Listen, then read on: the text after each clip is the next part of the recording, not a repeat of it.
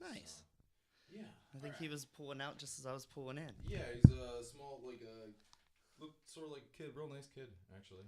I would hate to say kid, like I'm old or something, but no, go ahead and throw those on. Let me turn your volume on. That'd be wise. So, yeah, go ahead and throw a. Yeah, I was gonna say it's a directional mic. It's a microphone. You just talk into it. When was the last time you talked into a mic? It's been forever. I was gonna say, don't you do public speaking? No. I thought you did. No, I haven't hit the right level for that yet. Oh, I gotcha. Is that like a? You haven't run up the right side of the pyramid. Is that what you're trying to say? That's what a lot of people think. Yeah. Well, no, I was gonna say go ahead and dispel every myth, please. Like, no, I can't dispel every myth. I can just dispel the myths when it comes to what I do. Well, yeah. Well, so hey everybody, it's episode something 16, I guess. No, yeah, you are episode 16. So, well, it's episode 16, and I'm with Eddie Beck, and you're awesome, and you do cool stuff, and you're here. Thank you. So welcome to Poolside Podcast. We're happy to have you today, whatever day this actually goes up.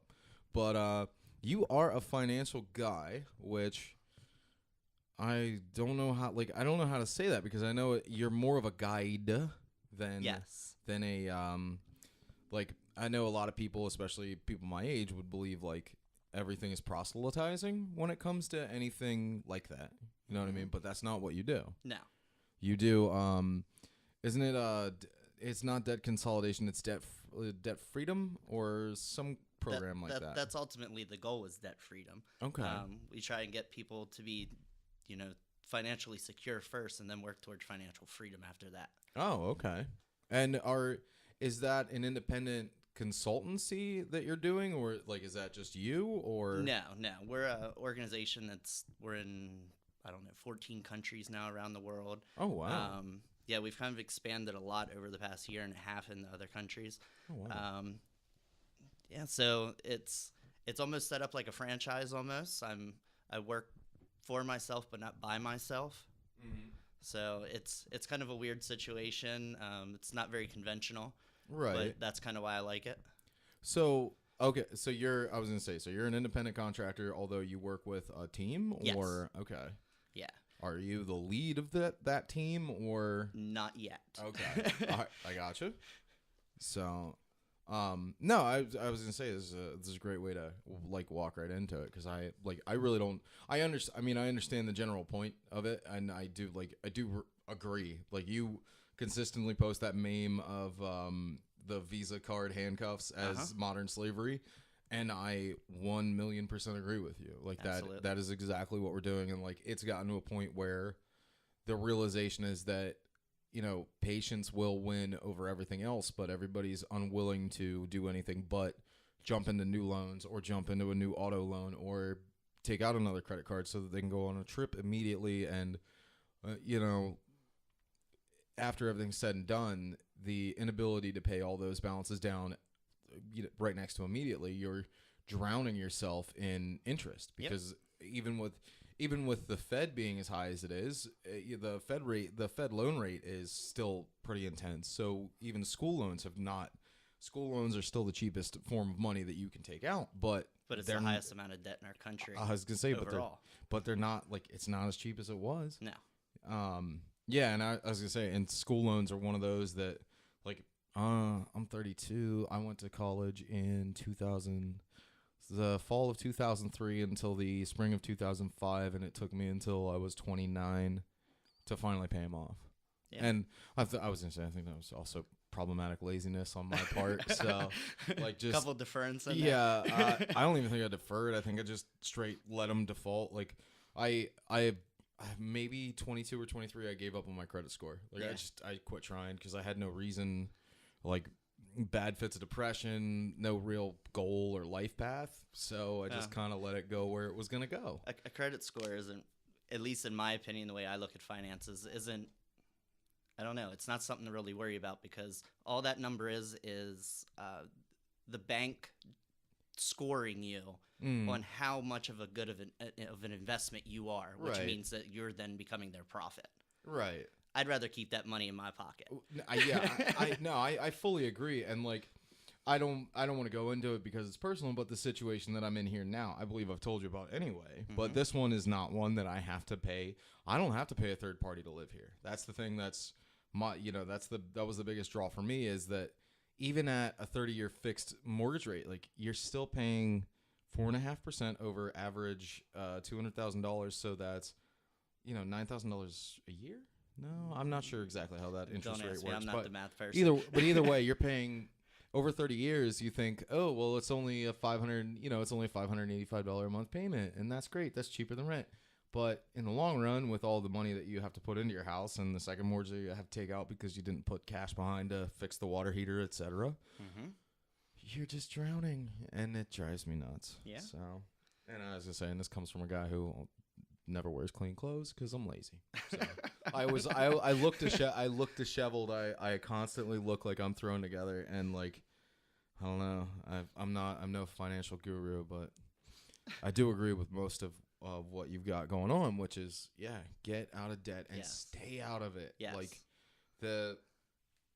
so what is the biggest plan of attack when it comes to like getting yourself, anywhere? Is it just the biggest thing is planning and figuring out where to go from there, or? I think the biggest thing is knowing where you want to go first. Because if you don't know where you're going, like if that goal isn't in place, if that destination isn't there, then you're just wandering. Right.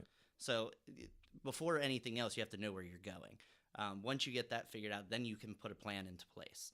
Once you get that plan into place, work it. And if you come to a time where you're not getting the results, then what we do in our organization is called PDCA, plan, do, check, and adjust. So you plan it, you do it, check, make sure the results are what you want, and then if you have to, adjust it again. And I think that's just something to live by in life in general. Right. Not just in finance. Well, yeah, I was going to say, even beyond finance, it is good, especially in our fast-paced life, where you actually just stop, take a breath, and figure out what you're doing and why. Yep. Because that's the easiest way to get through that cloud of chaos that we have at our feet or at our head at all times. It's like, if you're not stopping to know exactly what's possessing you to do anything, like, I stopped going to Books A Million because every time I went, I had no reason to go, but I came out $200 lighter. Yeah. And there was no reason for it at all. Everything that I was getting there could have easily gotten somewhere else cheaper, or reasonably, it was something I didn't need. It was just the great flash and pop of good advertising kind of sucks you in, and consumerism. Yeah, and it is, and like, and I'm so bad about being a consumer, because I'm the best kind of consumer. I am a 30-something with no children and plenty of excess income to just throw wherever I might. I'm at the same place. Yeah, that's true. So, I actually do continually forget that you're in your 30s. I, for some reason, see you as older. As older? Just a little bit. Okay. But I know Matt is, so that's funny to me. But no, I guess I never really put that into perspective.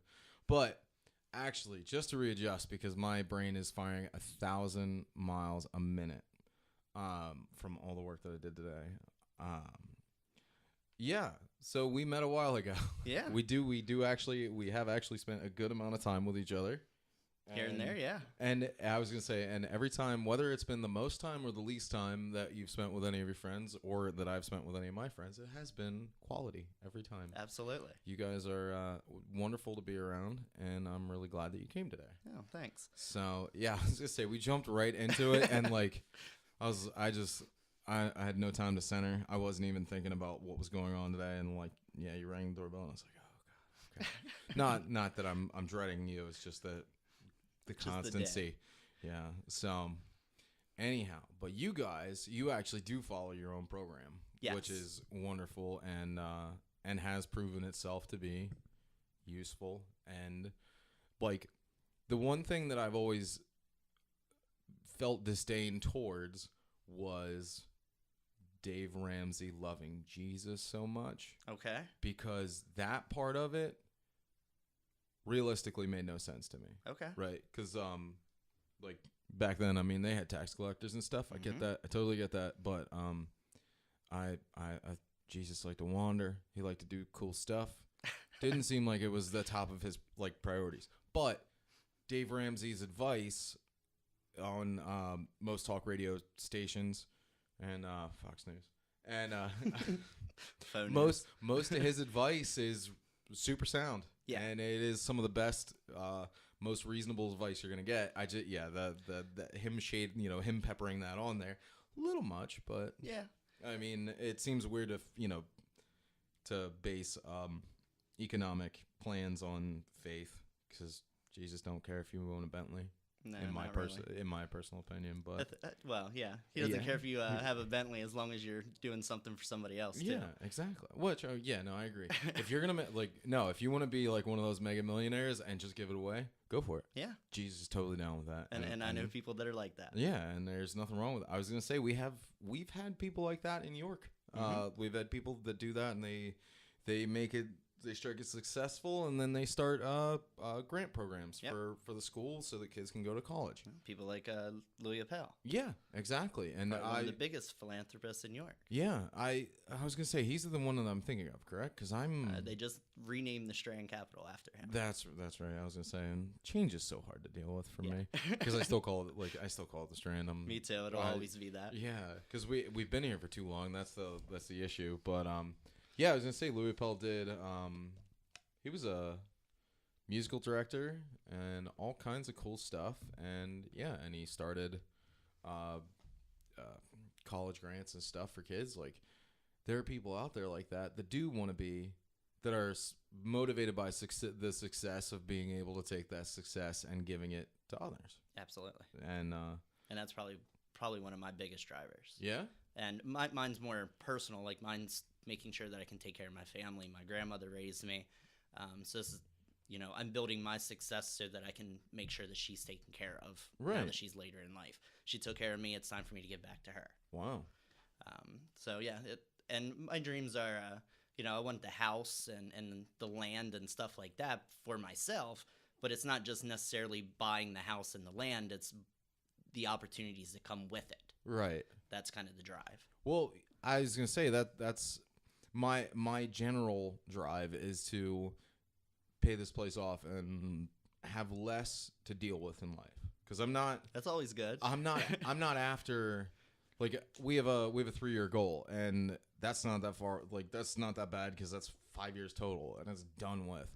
And the entire point of that is so that if I go to work and I go to work 35 hours a week, I can still work on this and not be dragging myself through existence trying to make ends meet. Mm-hmm. My overall overhead is so little that I have less worry, and I can go do super fun, super cool stuff. Yep. And I'd really like to get into screen printing. I'd like to get into starting a side screen printing business so that we can take all that. Like, I did the math right the other day.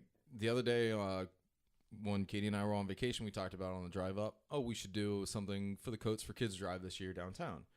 And I said, we should get Groves or somebody to do, or do it ourselves, do a bulk hoodie order and do, print something on it and donate them all. Well, that's like $5,000 away. Yeah. Overall with the numbers that need to be printed and done, it's like $5,000 total, which I have no problem paying that, but as of right now, I can't. Sure. So I'd like to be able to get myself to that point where we can. And that's kind of the problem with most people is most people have great hearts and they want to do things for other people, and but finances is always what it all comes back to. Because if you don't have the resources, you can't give away the resources you don't have. Right. So that's why I'm so passionate about finances, because it ties everything in life is touched by it. Right.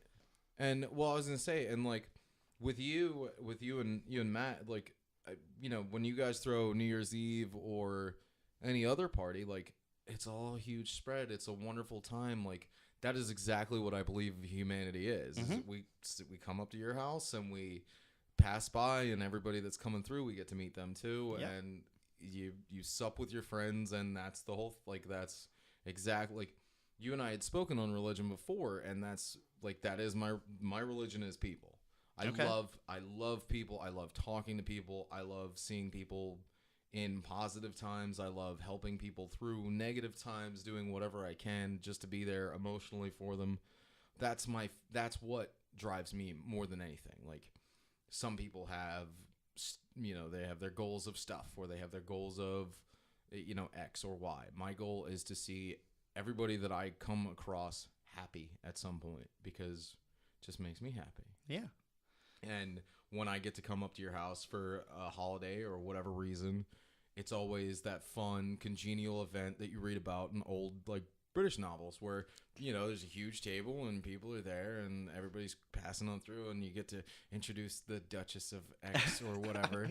And, like, it's like, it's definitely not that kind of formal, but it is that kind of fun. Yes. And, like, those are the aspirations of a poor child at some point. Absolutely. Like, to experience that kind of stuff.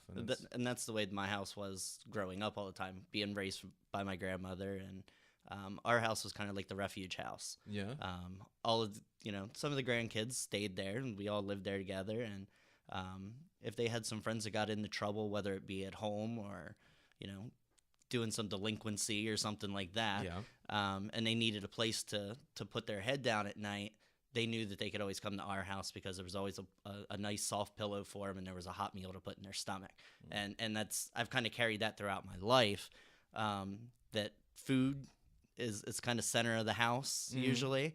And if you can break bread with friends and have a good time and help somebody at the same time, that's what life's about. Yeah. And I was going to say, and like the word of help in general brings up like the idea of like, oh, you need to throw cash at them or you need to engage with them, but sometimes just being able to show up and knowing that door is open is all that some people just need. It's something that's the need that they're never going to express or be able to express, but when they know it's there, that's the comfort that you can offer somebody. Absolutely. And it's really beautiful. It's kind of a selfish thing too, because when you give away, you actually receive more. Yeah. Whether it's it may just be them going out and paying that forward once that they can, because that's going to be in your legacy then. It gets much bigger.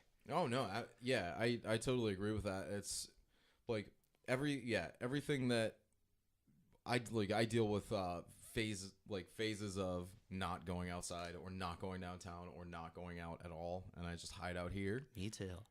and it's wonderful, and like those are those times where like I could just hide under a blanket and not deal with the world. It's great, but at the same time, I know that whatever that little spark is that I get when I do go down and see all my friends, or I go down and I walk through the bookstore, or I just go for a walk downtown, like, and I actively engage in the world around me, that's when I feel exactly right. It doesn't matter how much I try here or how much I could, supplement with caffeine or whatever pills. Like, it's never going to be the same as me actually just going out and existing with everyone else. Yeah. And getting over that weird fear. It's that personal connection.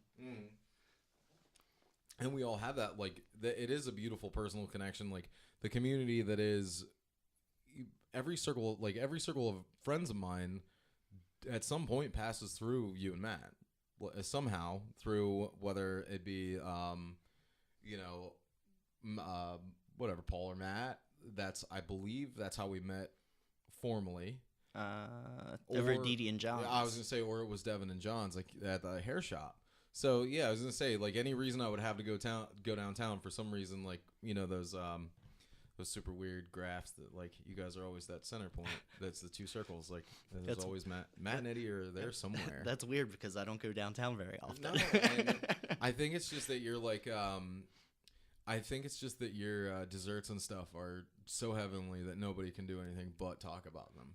Well, I appreciate that. Yeah. So you've been doing that lately too, on Yes. top of your financial advising. So what is your bakery company called? Unofficially, it is called A Slice of Heaven Cakes. Ooh, I like that. I was gonna say that's really cute. Thanks. Actually. But so yeah, that, like, what got you into baking to begin with? Just being around your grandma. My grandma. Yeah, that's where it started as a kid. Yeah. Yeah. And I was gonna say that's where I got my fascination with cooking, because my grandma wasn't She was super great as a baker, but I was diabetic as a kid, so Okay. didn't help me either way. Yeah. But no, and like like when did you decide to just do that? You know, like as I guess it'd be gig work almost, but like when did you decide that you would take that giant leap of my cakes are so fucking pardon my language, my cakes are so awesome that I'm gonna go and sell them to people. Like that seems terrifying. No. Yeah. No, because well, there comes the first I trust myself and in my abilities, and then I had some really good mentors and people who taught me, and I give most of the credit to them, and just kind of pushing me. Oh, okay. I started, well, cooking and all that started as a kid and being at home with my grandmother, and then it was just something you did every day to survive for a Right. while for me, because I really got into music and was in marching band and all the bands and choirs and all that stuff at school. Originally thought I was going to go into music education as a career. Decided to switch from that, and right out of high school, my mom got me a job at the Valencia. Oh, okay. Working for Alton House Catering. Yeah. Don't want to really plug them, but you know. I know. I agree. And I was doing kind of just contract work for them, doing stuff for Meals on Wheels and the senior centers and stuff like that, contract work. And there was a pastry chef there that worked in-house, and me and him got to be friends, and he kind of would call me up when he was kind of swamped with stuff and say, hey, you want to come and help ice these sheet cakes to help push them out the door and get them done. And that kind of was, I guess, the first step in the right direction of me going into pastries. Because once I left there, I did dietary, I did all kinds of other things. And then I was given the opportunity to go and work at a bakery. And I worked for Russell Dingledine up at Dingledine's Bakery in New Cumberland. Oh, okay. And the sous chef there, Delisa Wells, just an amazing person. Me and her, we clicked right from the beginning, and I'd still consider her today as my pastry mentor, because she just pushed me. She had belief in me. Being in a large bakery was kind of a foreign world to me, because I had only done stuff at home and with products that I could get at Giant.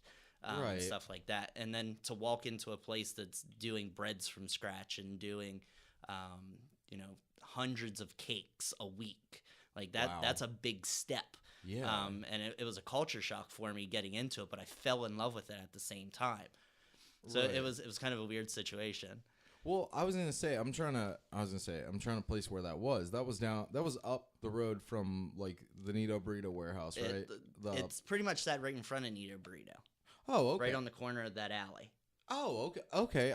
Okay, I get you. And that's where they're still up there, or No, they've okay. been closed for a few years now. Oh, I got you. But no, that seems like it would be rough to deal with, because then you have to take into like there's so many more facets to food preparation when it's in a large setting, and then on top of that there's the rules from everyone. Like Yeah. they could come in and make sure that you have to weigh your breads out, you have to make sure everything is exactly right, or else like that's I don't think a lot of people take that into consideration when they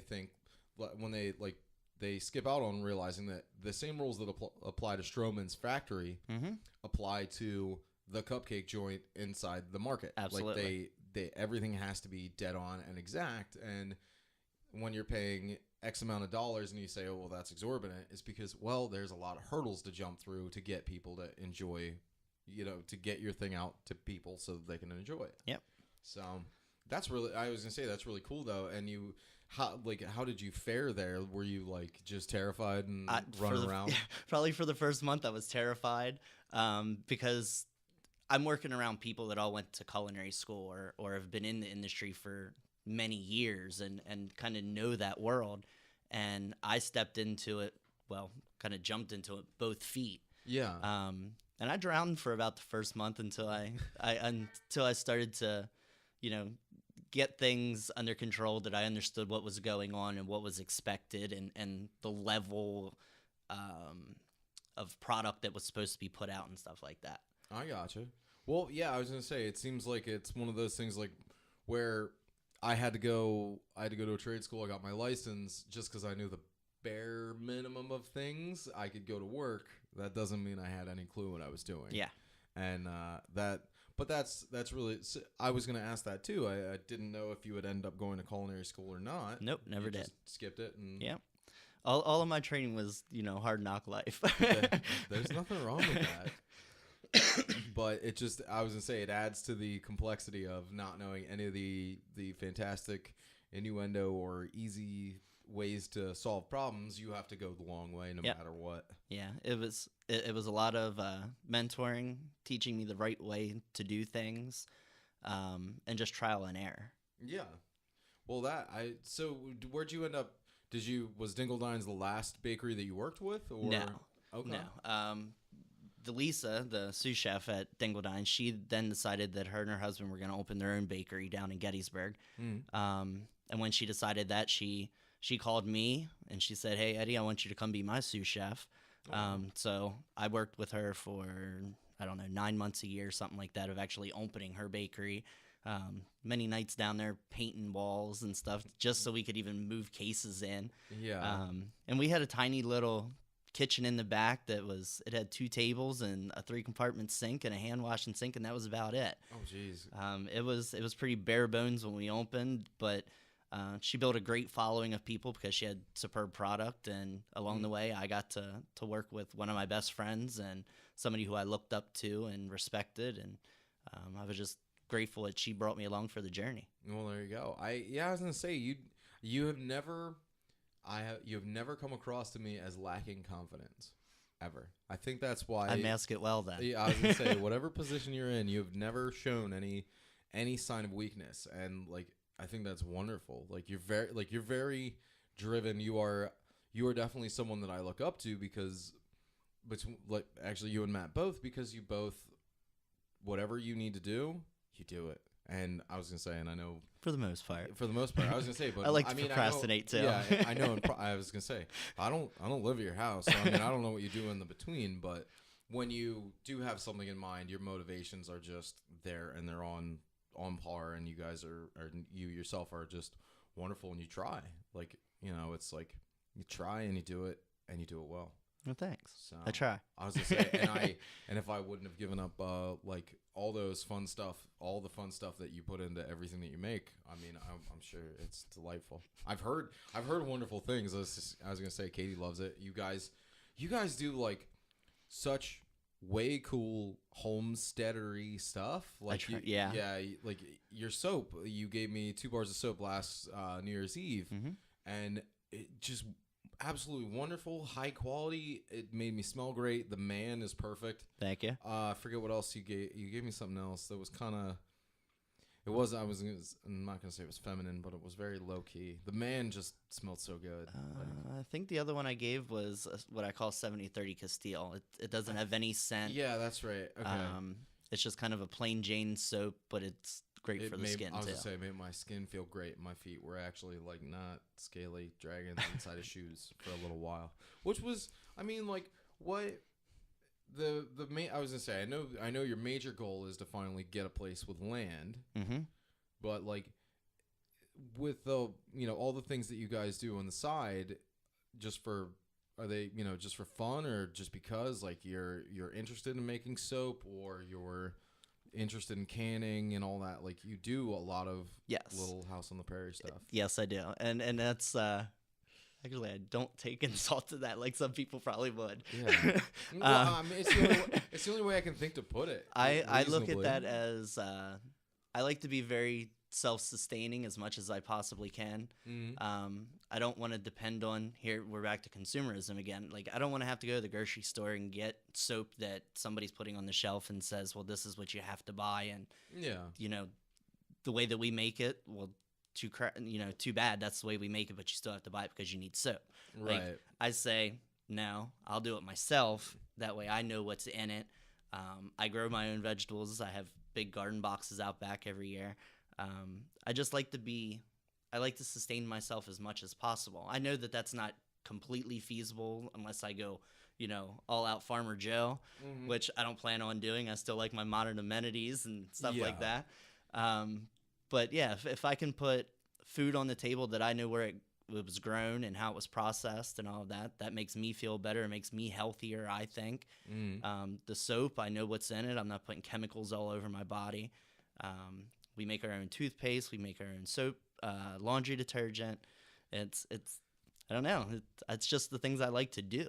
Yeah, I was gonna say at your age, it just doesn't seem like that would be a feasible hobby for most people. Well, I guess It probably isn't for most people. I was gonna say, I guess now thanks to HDTV, it probably is. Like, we're all supposed YouTube is wonderful. Yeah, we're all supposed to be like crafting our own things or whatever. But it's really cool because I don't have the patience of personality to do that kind of thing where even if you are taking 15 or 20% of your outside world needs and doing them yourself, that's a huge amount of that's a huge amount of self-sustainability. It's a lot of money too. Yeah. And, the amount of money that you save has got to be outrageous. It definitely helped us get out of debt. Yeah. And that was the biggest thing for us here was that, like, Katie and I both wanted, it was our 5-year anniversary, I really needed a recorder for the podcast. It was $300. She really wanted a pair of Italian boots that were $300. So we both decided, okay, well, we'll do that.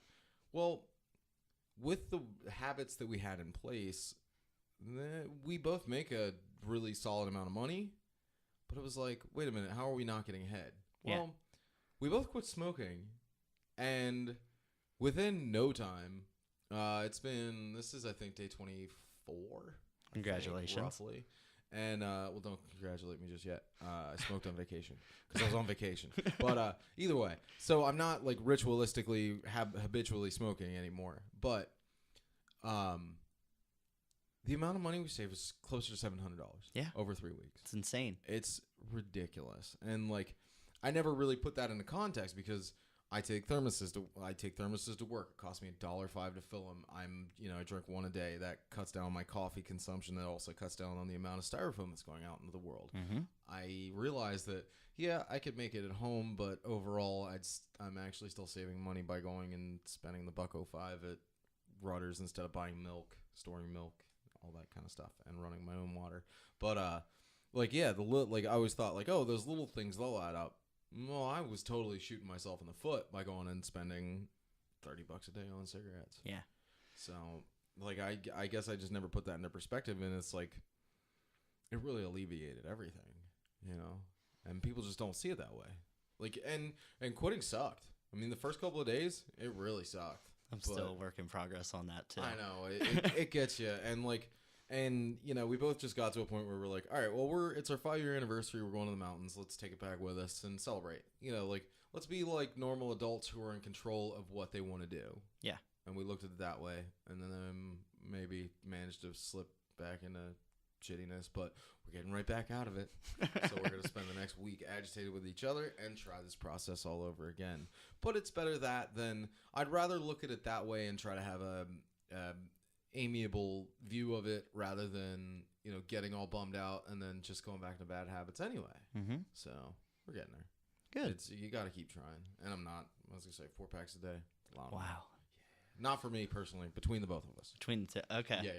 But I drive truck, so I mean I have plenty of free time. Oh yeah. So.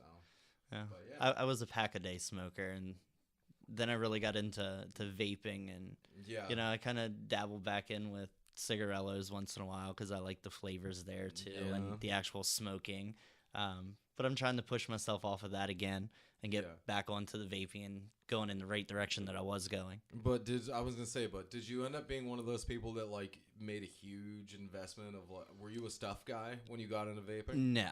Okay. No, it was pretty minimal. Yeah. Like I started out with the typical pen that everybody sells you with, and then, I mean, I do have an adjustable mod now, but right. I spent maybe $140 on the setup I have, and I've had it for 2.5 years already. That's not bad. No, I know people that were like really into getting new stuff and new mods, and it's like, dude, you could just smoke and save money. At that point. Yeah, when you start doing that, it's not cost effective anymore. Yeah, no, and that was the thing is we both quit cold turkey. No alternatives, no gum chewing, anything like that. It was just break the habit and be done with it, And that works for some people. it worked out well that time. But it's been like, dude, Chantix. I tried Chantix. Bad side effects. Bad side effects. Like just so it locks your nicotine receptor in place, which gives you whatever that chemical is that makes you feel good. Your endorphins? Yeah, like so you release endorphins when you're rewarding yourself, when you're eating, all that stuff. So you're getting a constant flow of endorphins, which means you're constantly being rewarded, which means you're never being rewarded, which means it's useless to be alive. Yeah. So it's the most enthusiastic suicidal thoughts you'll ever have. Like you'll be real stoked about them. So I've heard nightmares about that pill. It's rough, and like a friend of mine took it and she got off. She was doing great. But yeah, week 2 they had half the prescription, and like she was having super vivid dreams and stuff like that. Always feeling sick.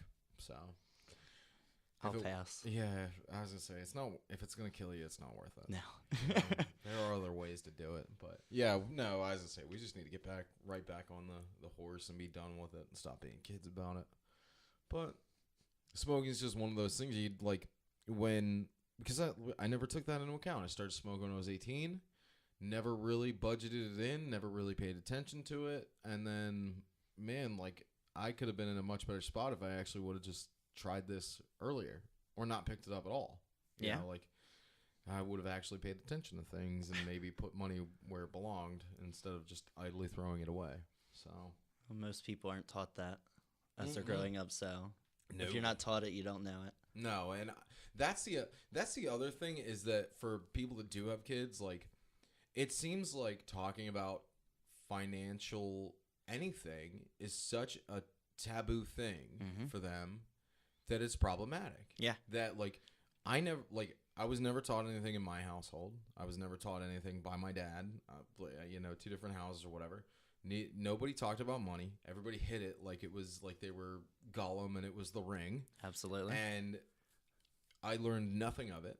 I learned, because even at 12 years old, if I would have realized, hey, every time you decide to Hulk out and eat an entire bag of freezer pizzas, it's going to cost us $6. And that's kind of big in our budget, man. So stop doing that. Like it would have at least given me some relativity towards life rather than just thinking everything's disposable. So, I mean, it could have made everything easier. But I came from the same place. Like I didn't learn finances while I was growing up because we didn't have any money to even deal with finances. Yeah. Like we were a pretty broke house. Just what we had, we were willing to share with everybody else. Yeah. So, yeah, I mean, I got myself into some financial troubles and in my early 20s, and I moved out to Westchester for 5 months, and that was a financial disaster for me. Oh, yeah. Had to move back quickly. Were you going to? Well, I was gonna say, were you going to college out there? Or no, did you just move out there. I moved out there with some friends that were going to college there, and I was dating somebody that went there also. So it was a good time. Like I did a lot of stupid things at that point in my life, but at the same time, it opened my eyes to a lot of things too. Yeah, and I was gonna say, and like, I think I got my first credit card at 18, and I didn't even know how it worked. Yeah. Like somebody was like, you have to pay that back at the end of the month, and I was like, what do you mean? And they're like, yeah, you gotta pay it back. It's not just a gift card. Yeah. And I was like, oh well, so be it. And yeah, I was gonna say like 18 to 19, terrible time, especially with money, because I had no. There was no rationality to it. I was dating somebody who was more than willing to empty my wallet for me, and just didn't really take anything into mind. And those effects, they do follow. Mm-hmm. Like even taking into consideration 2 years ago when I fell. Okay. I have short-term disability. Okay. So 65% of my pay is covered, but. It doesn't. 65% of my pay minus taxes, not much. No. And it took us probably closer to 9 or 10 months to actually recover from that. Even with me going back, I went back in. I had I think 15 weeks of disability. I got back into work 6 weeks after I fell. I had to fight my doctor over it. Wow. I couldn't stand being here. I love this place. I love my house. I love my wife. All that fun stuff. But man, sitting around doing nothing, that's what I do for a living. Yeah. I'd rather be behind the wheel making money. Sure. So, but yeah, like people don't like. I feel like a lot of people now, especially, just don't like. Hey, once you get that first grand in the bank, leave it there. Yeah. You know, like once you get a little pad, leave it there. You got to let be compounding safe. work for you. Yeah. And with the Fed rate where it is, like there's not really much interest out there for you, but what is there is going to help a lot. Pennies add up. Yeah, and it just takes time, and I think that's the biggest thing socially is that time is nothing now. Yep. Yeah, So- we're in a very instant society right now. Oh, absolutely. There aren't too many people that are willing to delay their gratification and their wants and Yeah. actually decide the things that they need instead of over what they want. And that gets a lot of people into trouble, Oh yeah. whether they're young or old. Because I see older people that should know better and know how to deal with finances and money and everyday things, and they're making stupid choices daily. Yeah. They're working against themselves and they don't even realize it. Well, yeah, and I was going to say, and I see older people that should know better telling younger people that have no clue that it's okay to keep making those shitty choices. Yes.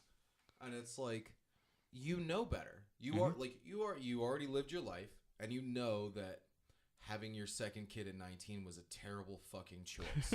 Terrible. And you know it. Yeah. And trying to, no offense to anyone, because I know I'm in a childless couple, but you know that having your first baby at 17 was a bad plan, and you think it's going to be okay this time around.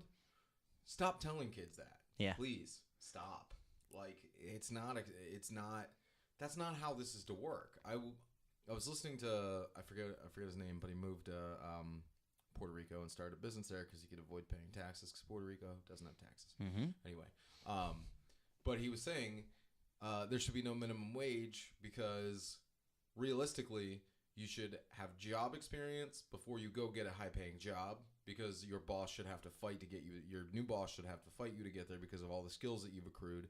And then after that, you meet somebody and you have a family because you can afford it, not the other way around. Which I don't agree with the whole no minimum wage thing. That seems like I am pro-worker, like not communist, not Marxist, whatever, but I am pro respect the fuck out of yourself. Yeah. Because whether you're an employee or not, you are a person and you matter.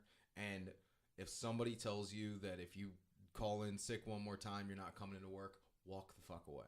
Because that person is not worth your time. Sure. But anyway, so yeah, I do believe in a minimum wage. I do believe in workers' rights. Totally into that. Not into getting rid of the minimum wage, but I do agree. It should be that methodology, but it seems like we've truncated life to a point where we've said, okay, well, at 16, we're going to celebrate you on television because you've had your first baby, and we're going to celebrate your struggles as if that's the only thing that's making you real. And it's okay to do that, and we're going to put out terrible movies like Juno, and you're going to make it think it's okay to be a sophomore with a baby. It's not. No. And the pension that I have with even saying that aloud is knowing that a lot of my friends my age now did that. But they've gotten through, and some of them have gotten through for the positive. Some of them I can't look at in the face anymore because they've gone insane from the choices that they've made. Yes. Or the choices that they were unwilling to make. Yep. And it just drives me crazy because those people become exponentially problematic. Yes. And then they say it's okay. And then they don't teach their kids how to save money. And they're also in your circle. So that also affects you indirectly, if not directly. Yeah. And I'm not against it. I'm not against you planning ahead. I'm not against you starting a family. I'm not against kids at all. Just plan ahead. Come on, folks. This is what I was gonna say. It's by far the most ridiculous. But yeah, I've met reasonable people who have done that, and they've come out on the other end, and they were working at 15. They were working at 15. They had 3 different jobs at 15, and they knew what they wanted, and they did their thing, and it came out great for them. Yeah. But we all can't do that. That's a little bit more ambitious than I was. I worked at Wendy's for 2 days when I was 16 and quit that. Yeah, I worked at Arby's for 2 weeks, and then I put my 2 weeks in because I had to pay off a fine for shoplifting. And I paid off the fine, and I delivered papers too for a little bit, but then I got lazy because I didn't need anything. Yeah. Like reasonably, when I was young, like all my friends worked, but all my friends worked because they smoked weed and they smoked cigarettes, Yeah. so they needed money for both of those things. I didn't either. I didn't need money for shit. I Yeah. wasn't doing anything. Like I had my old PlayStation. I would sit at home and I'd play PlayStation, or I'd go out and I'd go walk around and shoplift and do whatever I wanted to do, allegedly. And like I didn't have wants in this world, so I didn't need to be one of those go-getter kids that had 4 jobs at 15. Yeah. It didn't affect me in any way. Yeah. I'm kind of there too. Like, my whole focus while in school was school. Yeah. Like, that was it. I wasn't one of those kids that worked and went to school at the same time. I didn't do any of that. No. So that's kind of, I don't know. I can't relate to that. Yeah. And the people that do that at that age, like, I don't know. Yeah, and I was gonna say it's totally cool. I'm glad they do that, but Sure. like it just wasn't. I lucked out. I mean, call it dumb luck, call it laziness, call it whatever. But yeah, I had no reason to do that because I really enjoyed. I didn't enjoy classwork. It was boring. Yeah, I me too. didn't enjoy any part of the school day. I just enjoyed not being home. I Okay. enjoyed being occupied. Like, Yeah. that's the same reason I work like long hours Monday to Friday. It's because I'm willing to commit every hour of Monday to Friday to a job because that's what you're supposed to do. Like, Sure. it's something to do. And then the weekends, they're up to you. Like, it, as dullards thinking that as that is, like, that's seriously how it is. Monday to Friday, I'd work 2 or 3 jobs, and it's not for the money. It's just to be occupied. It's weird like that, I know. But like as I say, I think my mom works 3 different jobs, but she doesn't want to go home. So Yeah. that's her own thing, I guess. I'll talk to her in a couple of years. See, I'm kind of dealing with, I don't know. I'm fighting complacency now. Like, that's, you said earlier about I always seem like the go-getter and the one who's willing to attack something that I want, and that doesn't come without the battle that I deal with every day. Like, I have a comfortable couch Yeah. that I love to sit on. Yeah, and a super sweet dog, and yeah, like, and that is the weirdest thing, because like I'll watch movies and stuff, and I see people that like they wake up and they go down to their kitchen table and they have their breakfast, and then they like just buzz around their house and they do their thing and they don't leave all day, and that is like my end goal. But anytime I'm afforded that opportunity, like today I took off for an interview that got canceled anyway.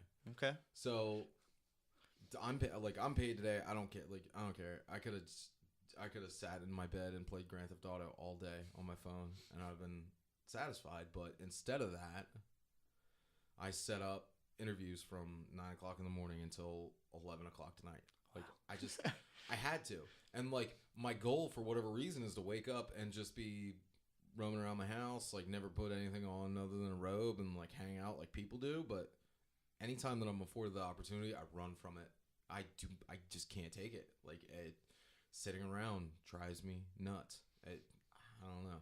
It's weird. I can do it, but at the same time, because of my personality, every chance that I get out and like if I push myself and be like, all right, you've been in the house for 3 days with no other contact besides your husband and your dog. Yeah. It's time to get out of the house. And when I go out, it's always a chore. Like, oh, I don't want to, because then I have to go figure out what I want to wear. Then I have to figure out what we want to do.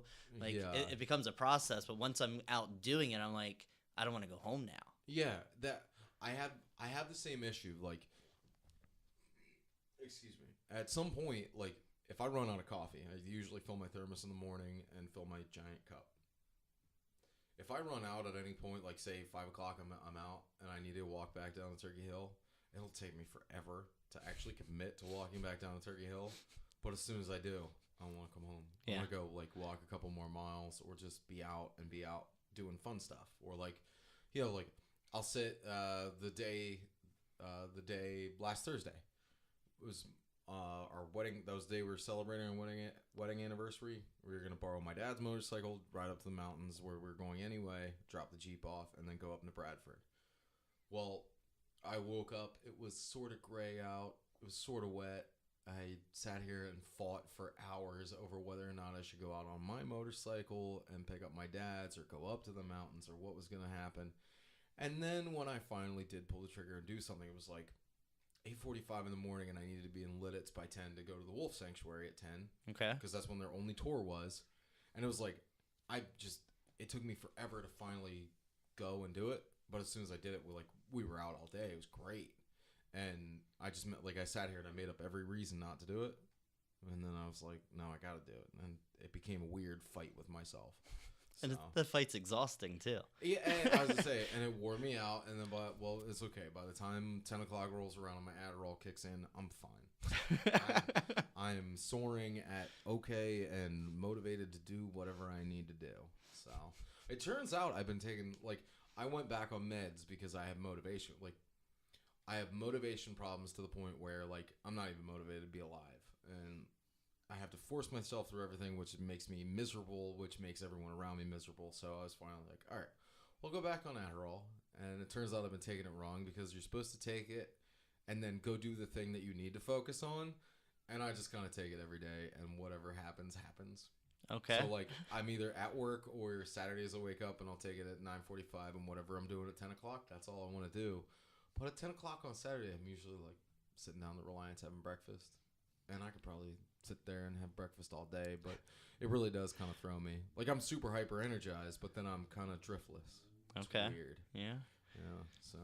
You're organized chaos just like I am. Yeah. No, you are too. I was going to say, I've seen you run around. I can't keep up with you, especially off meds. And then with when we did quit smoking and stayed quit for whatever it was, that many days, my sleeping pattern got better. My breathing got better. I was sleeping 4 hours a night and waking up refreshed at 3:30 in the morning, trying to figure out what I'm going to do with myself. So, yeah, I was going to say, that kind of frustrated me too, but so be it. So I was going to say, so when is your biggest, you consult and then you consult. So when's your big season for cakes and stuff? When is wedding season nowadays? Are you doing wedding cakes? I do wedding cakes for people. Most of my cakes are for family and friends of friends. I don't have a shop. I don't, none of that stuff. Right. I'm just, a little guy that likes to bake out of his kitchen at home. Nothing wrong with that. And make his friends happy by feeding them. But I don't know. It's a lot of the late summers kind of when I get busy because there's birthdays and anniversaries and stuff like that. And people like to have cake at parties, which I don't understand. 90 degrees and buttercream do not mix. No, that seems, that doesn't seem like a summertime thing. Yeah. Have ice cream. Exactly. But I don't know. I've done a few wedding cakes and they're fun. And I have actually 2 wedding cakes coming up, I guess, the end of next June, beginning of July for the same couple. Oh, wow. Yeah. I have some friends they're from Africa. Some of my financial coach mentor, they're from Liberia. Oh, wow. So they bring some of those traditions and stuff over here. So for the wedding that I'm going to be making the cakes for, they're having what they call their white wedding, the American traditional style wedding. And then they have their traditional African wedding. And I was asked to do both cakes and the designs for that. So that was a blessing. And some of my friends, the son and the now daughter-in-law of my mentor, I made their wedding cake for him. That was 6 tiers. That was probably the biggest cake I've ever done. I blew myself away with that one. Yeah. I can't imagine. It was a lot of work. That's for sure. I'm so used to just a rectangular aluminum pan, fill it with box cake mix, and bake it, and then throw some stuff on top, and illegibly write "Happy Birthday" on it, and call it a day. But the amount of tedium that goes into it, it's such a beautiful product when it's done. And so I was gonna say, if wedding cakes aren't your mainstay, what is your mainstay with baking, or is it? Birthday cakes, special occasions, baby showers, stuff like that. I gotcha. Well, that's cool. I was going to say, I guess wedding cakes would be really important. We didn't have a cake at our wedding. I guess that's non-traditional or whatever. I also have some of my friends that are like, hey, I want some cake, so bake me a cake. That helps. Yeah, I was Daniel. Gonna say, yeah. No, no surprises there. So, are you still doing? I'm not crazy, right? You still do drag, right? Or Not really. Okay, that's I haven't done that consistently in years. Like I'll do 2 shows a year maybe because I held 2 titles when I was doing it competitively, so I get invited back every year as a former. That's about the extent of what I do anymore. I gotcha. I was gonna say, well, yeah. Speaking of Daniel, he does it, but I was gonna say we know somebody that does it. All of us together. One of the girls that does drag Okay. knows me super well and can pick me out of a crowd. I can't remember who it is, and the name completely evades me, and I'm just trying to remember who it is. Like that, it's so like I hate that when it's in the friend verse. Like when there's somebody that I know that passes by me and says hello, and I look at them and I look at them like I have no idea who they are. I feel bad. I actually do feel bad about that. But at work, I couldn't care less. If I didn't know anybody in my office, I'm basically reasonably. I'm an independent contractor. I just use their equipment, and I know what I need to do, and I go and I do it. I don't need to be in the office. I don't need to be involved with my dispatch or anything like that. So, like, I could easily disappear off the map, and they know that the work's getting done. It's comfortable for me. In there, everybody knows me. I have names escape me. But when names escape me in personal life, that bothers me to no end. So I just couldn't remember. It's been a while. I was gonna say I think it's been a while since Daniel even had a drag event. Yeah, it's been a while. He's has. dealing with some health issues and stuff. That's why he's kind of stepped back from all that. Yeah, but I don't want to put his business out there though. No, me either. No, me either. But no, I was gonna say, but his drag shows were super fun. Absolutely, Definitely not my thing, but which is weird. Drag isn't everybody's cup of tea. No, and my wife can't understand that because dude, I've done some very far-fetched, way off the radar things in my life that most people can't handle or wouldn't do, especially sexuality wise. And for whatever reason, me and drag just don't jive. So it's kind of weird. It doesn't for my husband either. That's why I've kind of had to step back because it started affecting my relationship. Mm-hmm. And my relationship was more important than putting makeup and wigs on and going and dancing for a couple dollars. Right. No, I could agree. I could absolutely agree with that, and I could see Matt being a little more low key than that. Yeah, because it is very out there. And absolutely. Involved and it's political too. Yeah. And that's kind of what drove me away from it was all the drama and the politics and the backstabbing and the biting and. Yeah, that just. But it seems like that kind of stuff's super fun.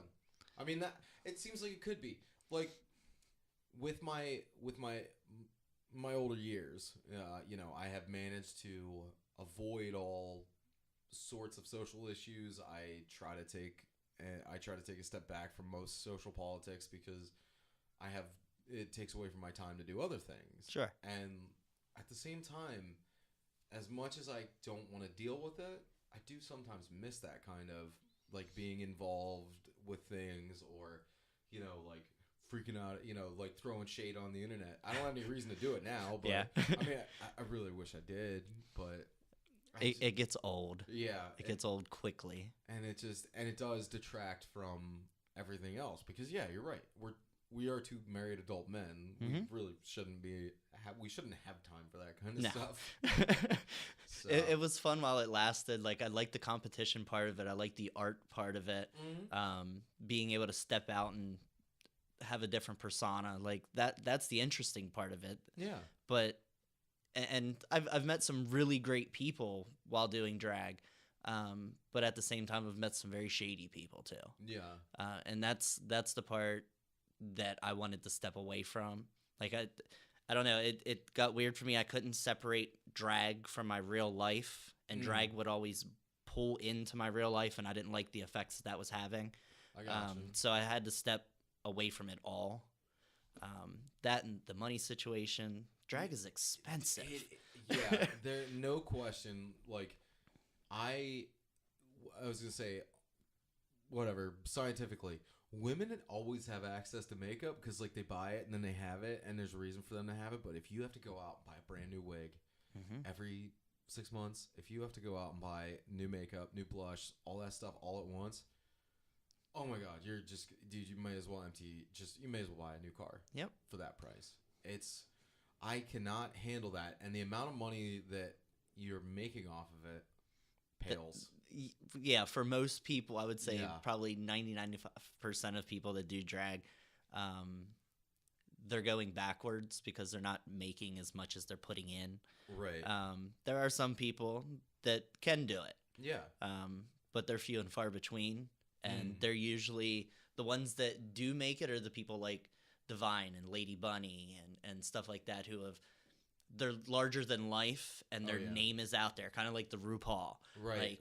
Like they've taken the art and they've done something with it and they're now successful with it, but most people can't get to that level. Right. Well, I feel like I was going to bring up RuPaul, which was the idea that like I feel like there aren't that many opportunities for that specific art form. No matter like with RuPaul breaking through the way that she did as the character RuPaul, you know, that was when we were kids. Yeah. You know, that was late 80s, mid yeah, 80s, late 80s.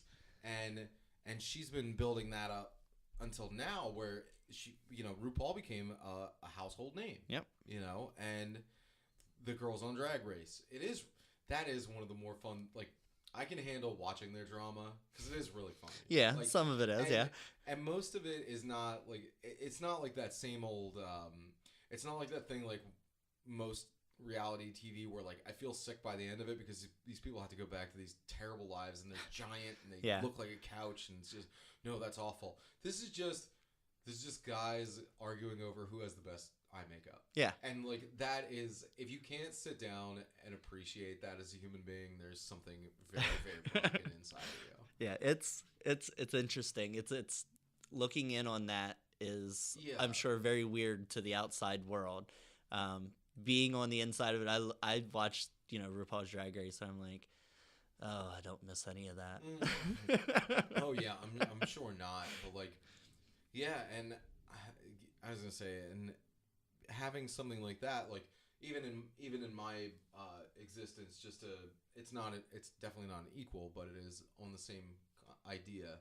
Was I really wanted to get into LARPing, into live action role playing, and Katie said, "Do you not like this life enough?" And I was like, "No, it just seems interesting." And she's like, "All right, well, you know, go talk to somebody who does it." And yeah, it does eat into your life, no matter what you do. Like you could try to separate it all you want, but the act of doing it or the act of wanting to be involved in it caused enough of a strain that I was like, all right, no, I'm not doing this. Yeah. So, and that happens to everybody, and not enough people see it while it's early enough. Yep.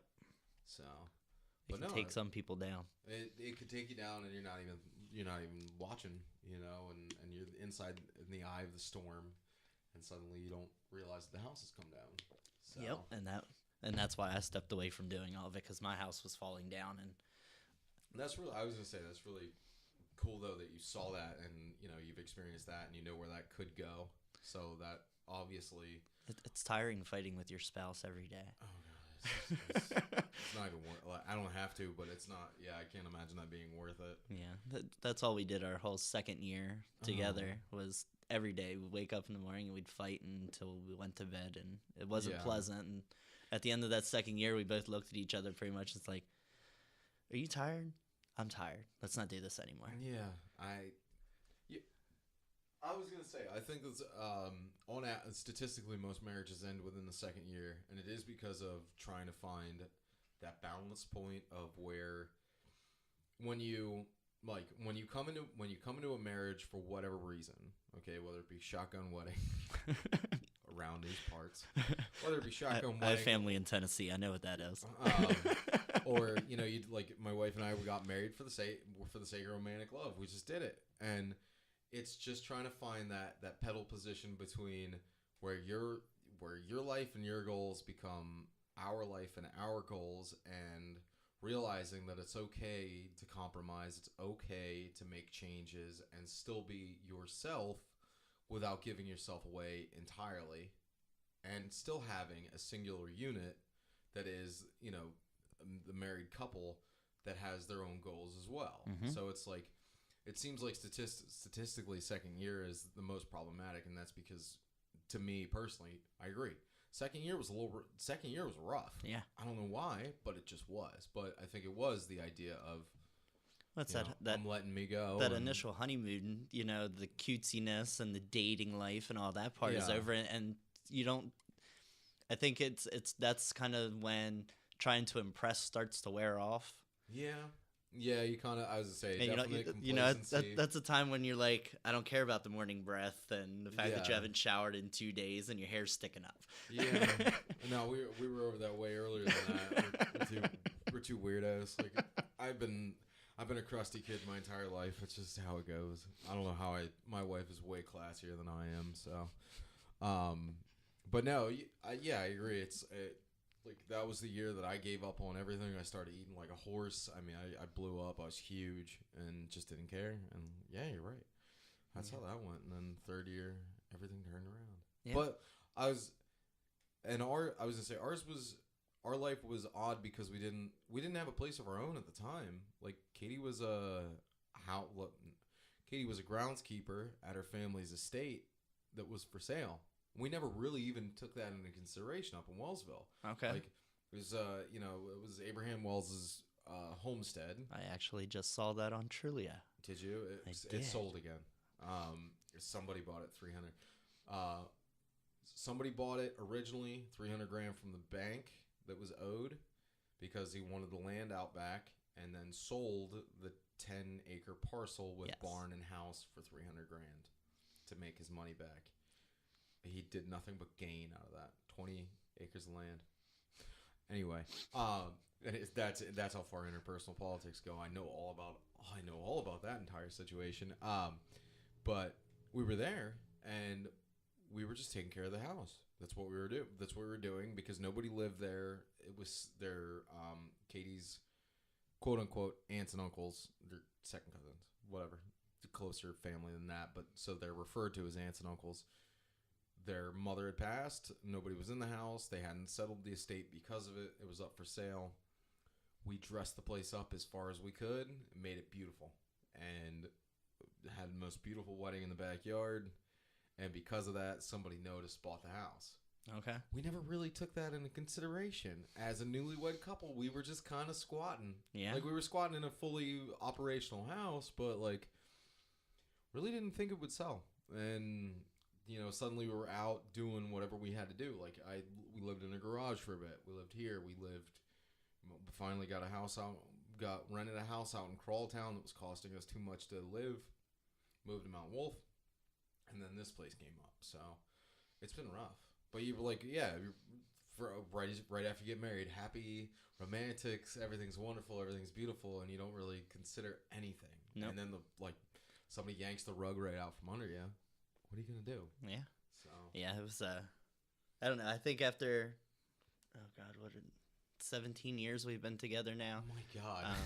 I think we've gotten past the 2-year mark. Yeah. Somehow we skated past and survived all of that. I would think so.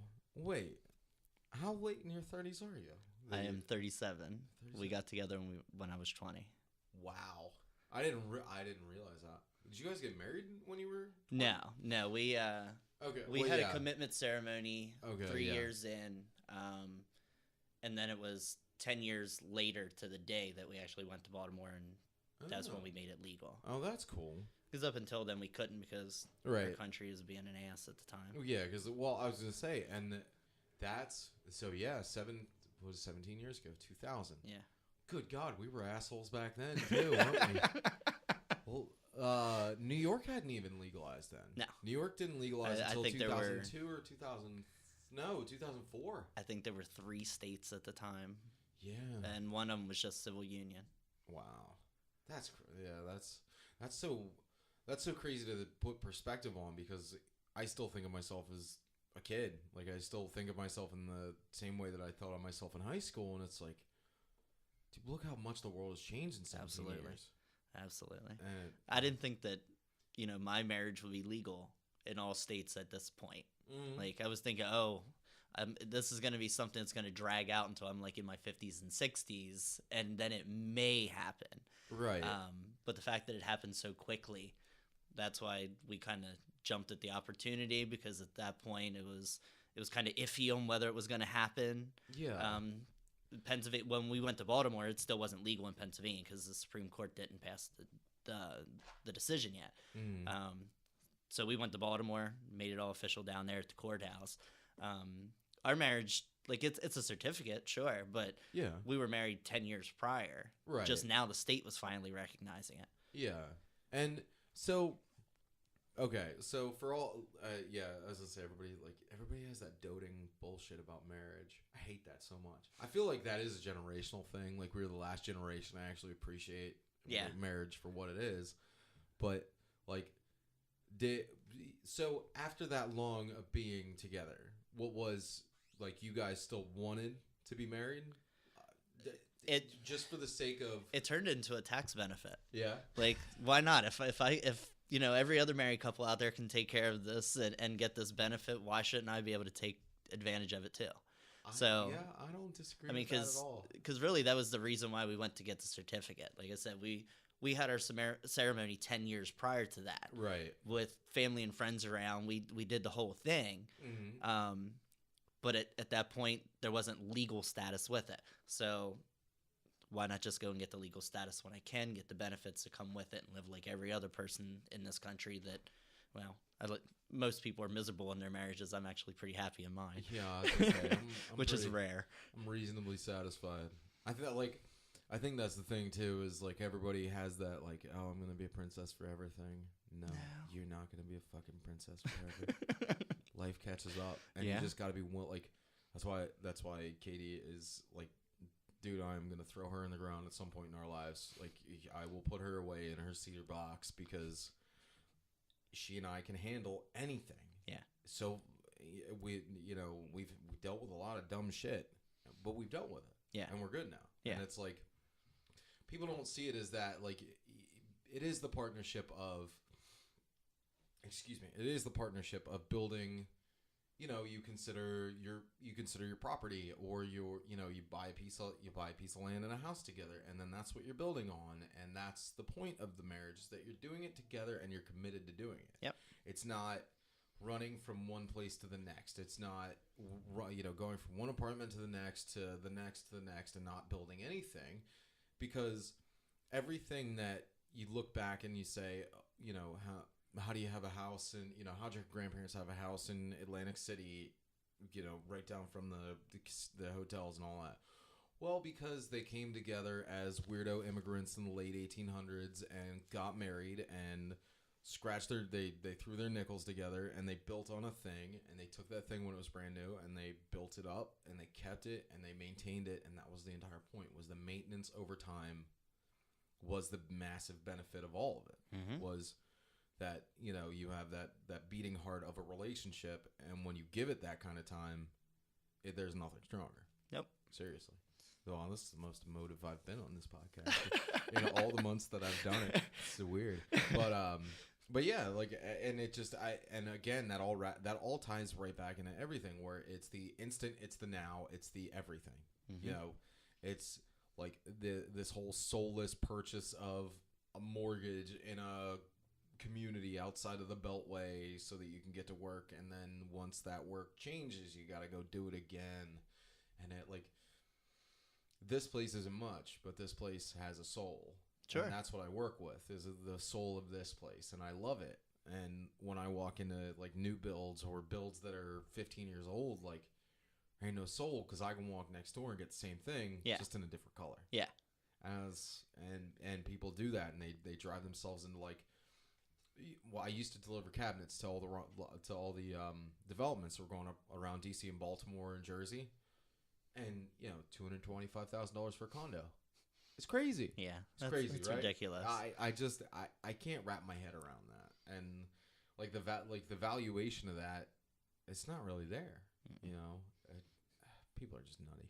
So anyway, so I feel like so far we've hit everything, and what else did you want to talk about? I don't know. I think we have touched on just about every topic we possibly could. Yeah, I was gonna say, you're a beautiful human being, and you do cool stuff, and that's really awesome, and I'm really glad.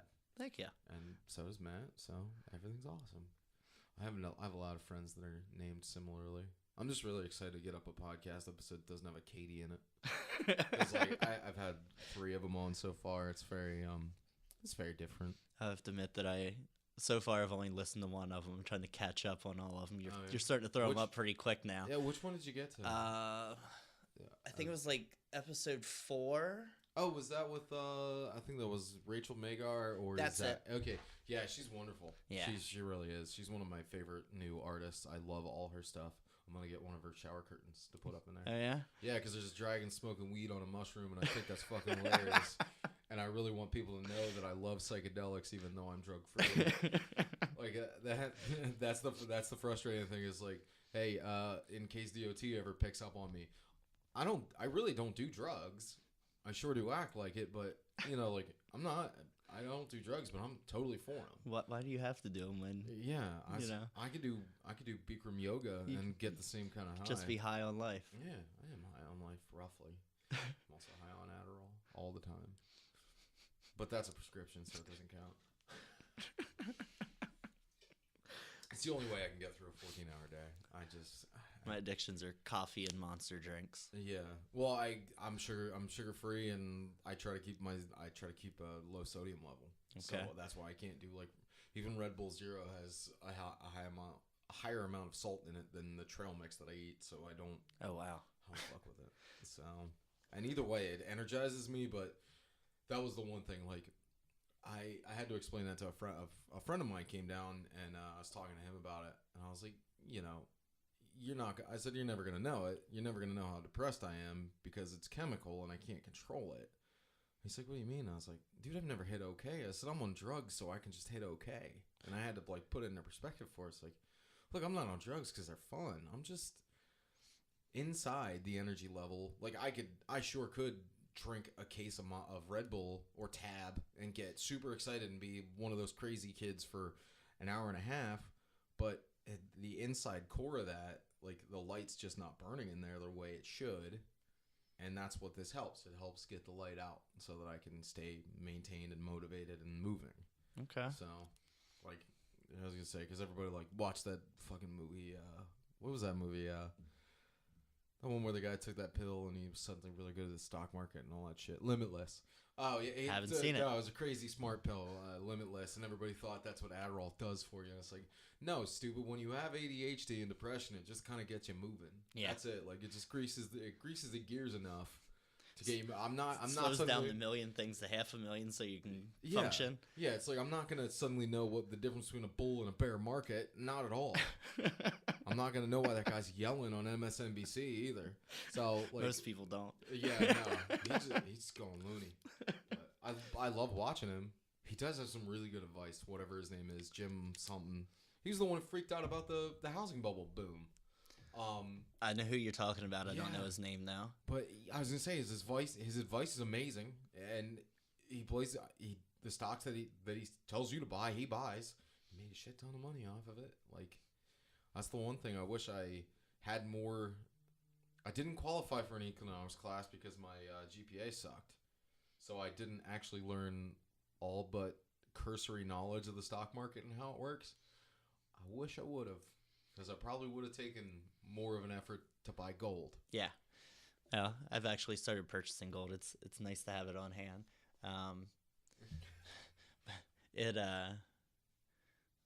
Where was I even going with that? I lost my train of thought. No, gold is rad. Yes. I was gonna say I just listened to the episode with Joe Rogan as always, but I listened to an episode with some guy on it who was like, yeah, no, you should definitely invest in gold. Mm-hmm. And there's a service that you can go through where you turn your money into actual gold instead of Bitcoin or anything. If you like that, you should stay away from Bitcoin. You could also talk to me. Well, yeah, no, we definitely can too. But no, there's a place. It's like you send them money and they put gold away for you. It's not certificates or anything. Okay. They put actual weighted gold away for you in a safe. And it's yours, and you can get a Visa card that's made of gold. Okay. To spend your money, and whatever balance that you're using out of that, because you're not going to show up at the post office and cut off a little bit of gold. Not right to now, send a anyway. letter. Yeah, I wouldn't. But like you're not going to buy anything with physical gold because nobody has scales. So this affords you the ability to use the money in your account, and you're paying. I think they said it's 1% over market price. Okay. So it's like it's not a gouging. Yeah. It's not like a gouging. It's their goal is to bring back the gold standard where everything is guaranteed by gold. Oh, so it's not fiat money anymore. No, they're trying to get rid of, which I barely know anything about fiat currency other than I have some of it in my pocket. Yep. But yeah, the whole thing is bringing back the gold standard of things, and it's really fun to learn about. Mm-hmm. Like I don't know why, but this is the stuff that keeps me going now. Well, politics and finances, put them together. Politics and economics, and it's so deep and depthy, and I love it every minute of it because it's super fun to learn about. But it's actually, I was gonna say, like most of my books up there are Kennedy and Roosevelt and Reagan, Nixon. I love learning about presidents after they're presidents because it's so much more fun. Oh yeah. But it's also super annoying to find out all the little things that actually happen to set things in motion. Like once you can see the big picture, it makes you sick. Yeah. Oh, man, it drives me crazy. I'll have to get another book over to you. It's yeah. called The Financial Matrix. That sounds really good and really familiar. Who wrote that? Orrin Woodward wrote it. He's the chairman of the financial business that I'm in. I gotcha. Yeah, he kind of took a play on the Matrix, the movie. Oh, okay. And kind of relates that to the finances of today. Right. And kind of the system that we're sucked into and in debt and stuff like that. And it's all a matrix, just like it was in the movie. Oh. So what? All it is like when you're in debt, they're sucking off your capacity and your productivity and what comes from that, and so that the powers that be, the corporations, the banking system, and all that, like they're just looking to take your money and take your productive capacity. Which is why I always put that meme up about debt being slavery, because it is. I got you. No, I agree. Hang on a second. I gotta think of this real quick.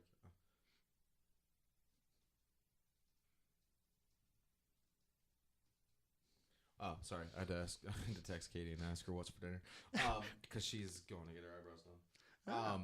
Anyway, no, I agree with you. Like when I really look at everything, I realize how little personal gain or effect there is in it, and it just like the only people that are profiting is everyone else. Yeah, and there's not really any reason for them to do that. Like I always relate it back to land ownership, not even in the early 1800s sense of it, but like the idea that like if you bought land originally and you bought it cheap because you had the forethought. Like you had the forethought to buy a house when you were 22, so you started working at 12 and you saved and you put all that stuff down.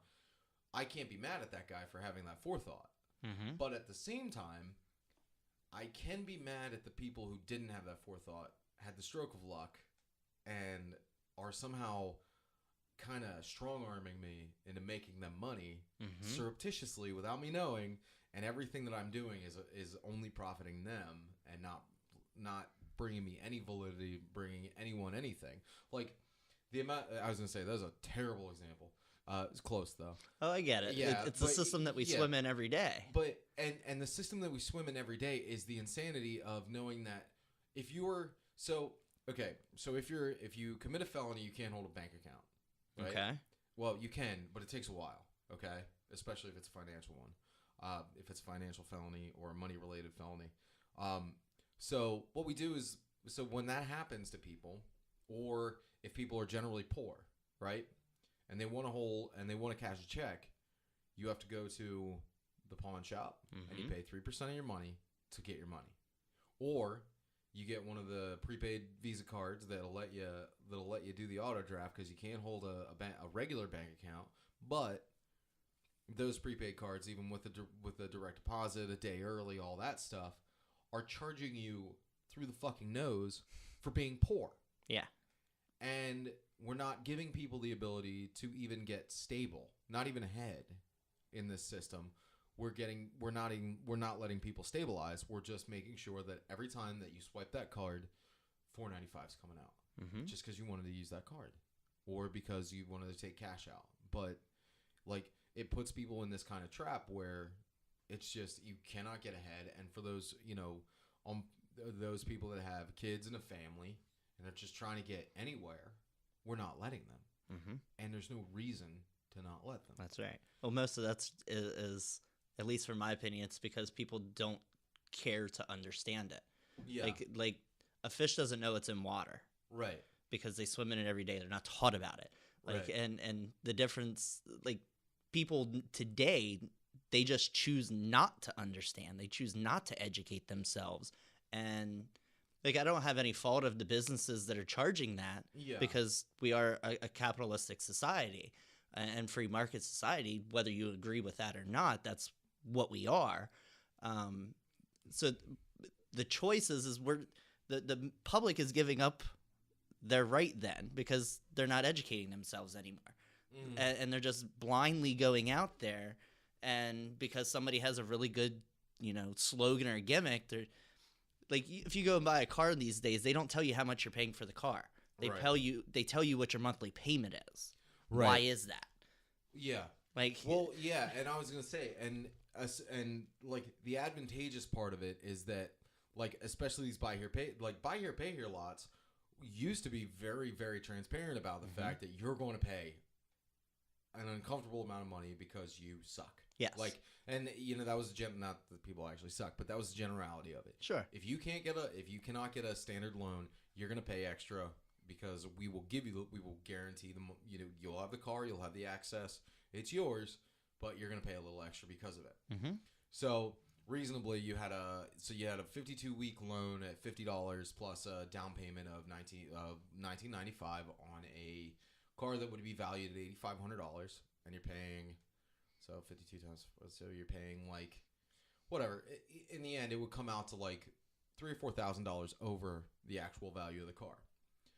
Now it's gotten to a point where they've taken that system, and you're right, they don't tell you anything. They don't tell you upfront anything. They give you the upfront fee. Oh, well, this one's a $695 down car. Okay, well, for how many years?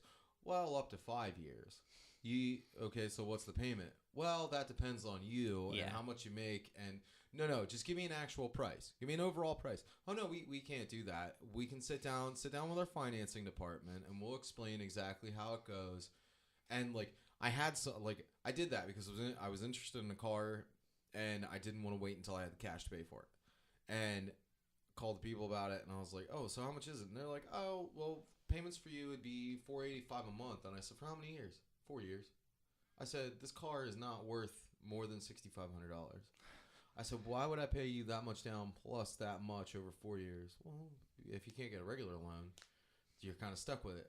No, I'm not. I just was curious. Like, I do stuff out of honest curiosity. Sure. I don't have a need. I have I'm a motorcycle and a thick hoodie. I'm good.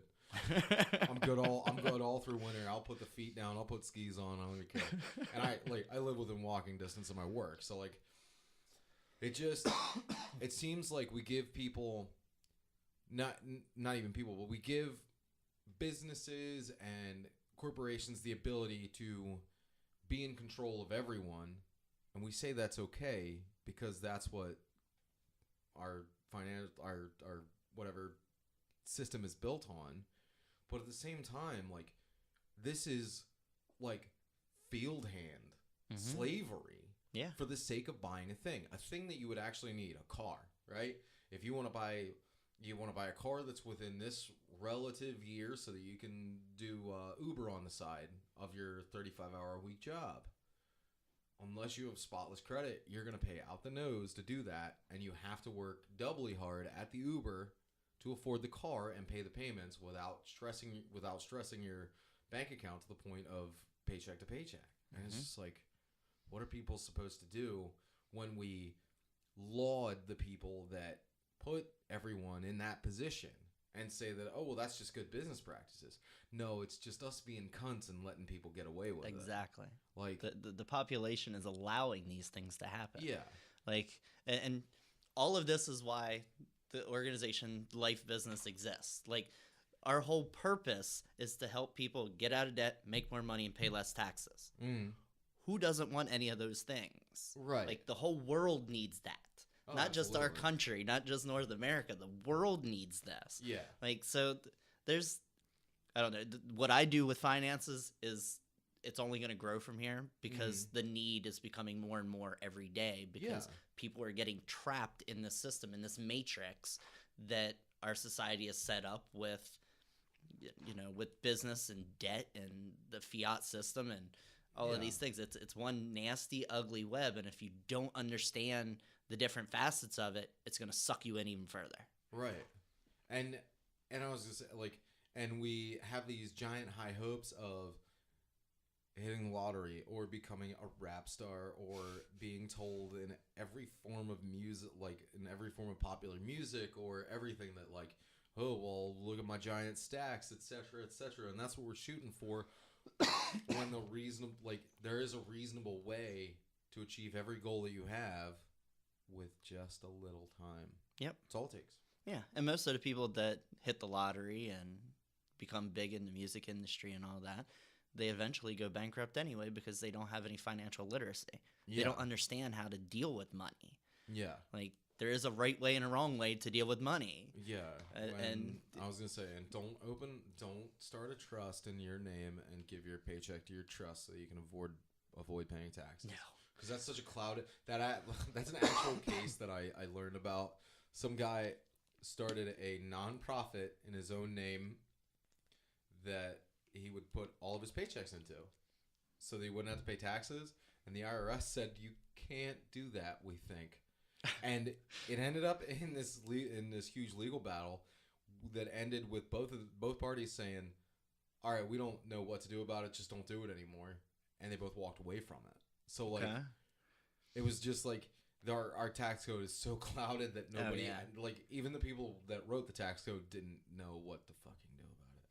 But, like, yeah, that's the thing, is just pay attention to what you're doing, and seriously, you'll make it to tomorrow just fine. Like, and learn something. Yeah. Learn something today that's going to benefit you tomorrow. Yeah, and it doesn't take, I was going to say, even paying attention to 15 minutes of NPR at 6:15 every night with Kai Rizdal and what is that?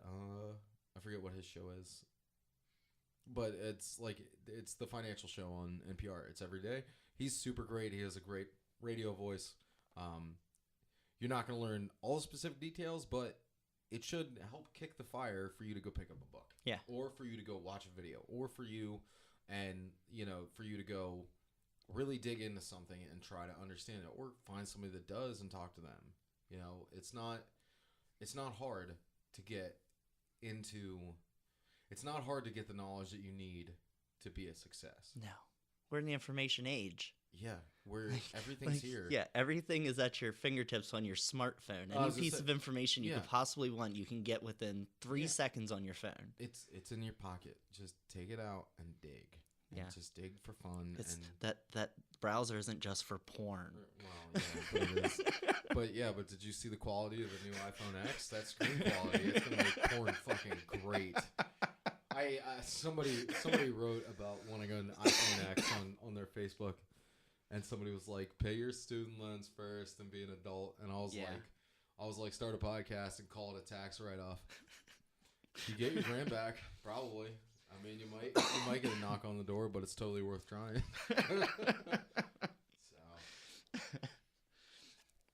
But yeah, there's so much stuff out there.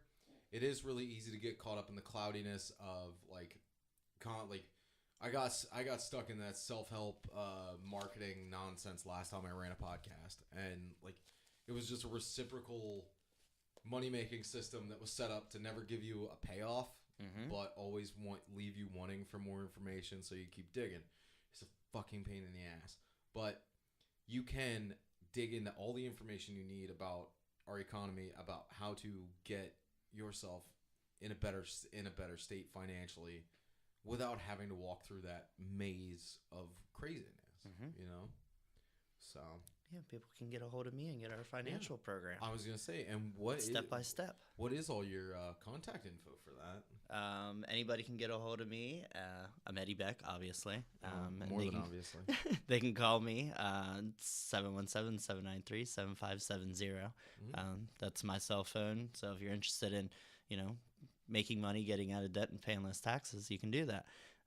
It just takes a little investment in yourself, because you'll never get anything out of something that you don't invest in.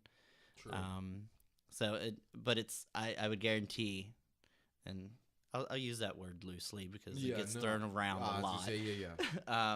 But I know from personal experience, I can give you hundreds and hundreds of testimonials that this program works for if you implement it and work it.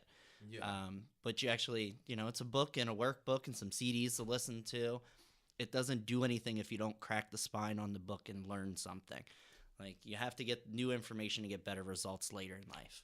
So get a hold of me, get your hands on some information, and start changing the outcome of your life, because it can get better. Yeah. No, and I was gonna say I wouldn't have anybody on to sell programs like that if I didn't trust them myself. And I do trust you, and I do. $60,000 out of debt in 2.5 years is nothing to put your nose up at. Yeah, it works. That's not bad at all. So yeah, I'm shooting for 66 in 3 years. So we're getting there. It's possible. It certainly is, and I don't have to take on a second job to do it. No. So all right. As a matter of fact, you can actually probably leave a job, because we went from a 2-income household to 1 and did that. Really? Yeah. That's beautiful. That's what I'm after. I started working at 16, and that was 16 years ago. I'm so fucking tired of work. I just want to be able to relax. Enjoy. I just want to be like everybody else. It's just weird and laying on a beach. Come hang out with me. All right. Well, thank you so much. I appreciate it, Eddie. Thank you for having me.